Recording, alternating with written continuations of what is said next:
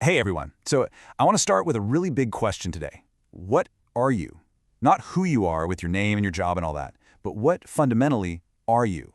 Today, we're going to dive into a concept called non-duality, and we're going to use one simple analogy to see if we can get a handle on it. And honestly, it might just change the way you see yourself. So let's jump right in. So let me ask you this. Are you a noun or are you a verb? I know it sounds like a weird grammar question, right?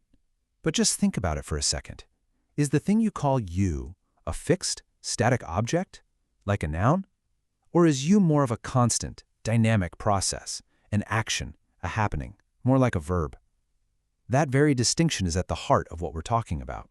And to really unpack this idea, we're going to use one single really powerful image, a whirlpool in a river. We're going to see how this beautiful, everyday thing you see in nature is actually a profound metaphor for understanding who and what we really are. I mean, a whirlpool really seems like its own separate thing, doesn't it? You can point right at it, see its distinct shape, but is it really separate from the river? Of course not. It's made entirely of the river. And that right there is the core idea. We look and feel like these separate individuals, these localized forms, but we are never, ever truly separate from the total flow of existence. Think about what makes you, well, you. All your unique memories, your personality, your little quirks, you can think of those like the twigs and leaves and debris caught in the whirlpool. They give it a unique, recognizable pattern. It makes one whirlpool different from the next. But the actual substance that's creating and sustaining that pattern, the water itself, that's the same for every single whirlpool. That water is the river, the one unified whole. But here's the real kicker. A whirlpool isn't a static object at all. It's an event. It's an action that's defined completely by movement. So let's take a closer look at the actual nature of this temporary form. You see, a whirlpool's entire existence is a process of flow. Water flows into the pattern, it flows in the pattern for a little while, and then it flows right back out of it. It's a constant dynamic exchange. And you can feel this in your own body right now. Just think about your breath. That's a perfect example.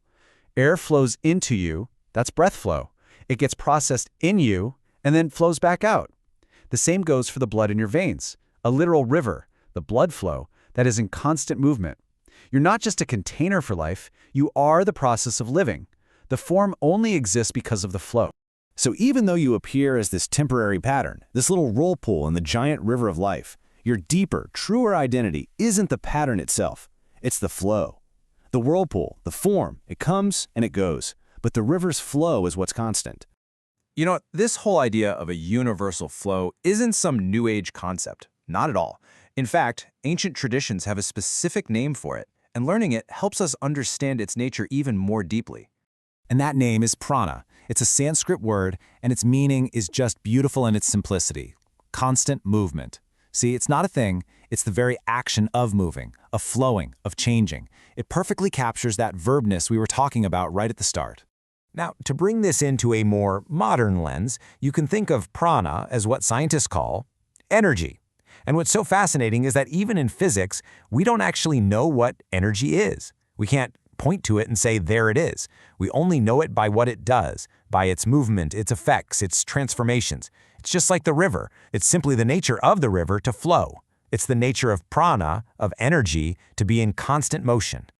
All right, so this is where it all comes together. We've got the whirlpool, we've got the river, and we've even got a name for the flow itself. So what in the world does this all mean for you? The really crucial takeaway here is this. We're conditioned to believe that the forms, the whirlpools, our bodies, our separate identities, are the fundamental reality. But from this perspective, those forms are just temporary appearances. They're fleeting patterns. The only thing that's fundamentally real, the one constant, is the flow itself, the constant movement. The process is the reality. So, the final step here, the big realization, is this radical shift in your identity. You are not the whirlpool, that temporary pattern with its unique collection of twigs and leaves. You are the entire river. You are the flow itself, just expressing itself for a little while as this person you call me. You are that. And that leaves us with one last kind of mind-bending question to chew on. If your deepest nature is the universal flow itself, then what moves you? What is the source of that constant movement that you call your life? Definitely something to think about. Thanks so much for joining me today.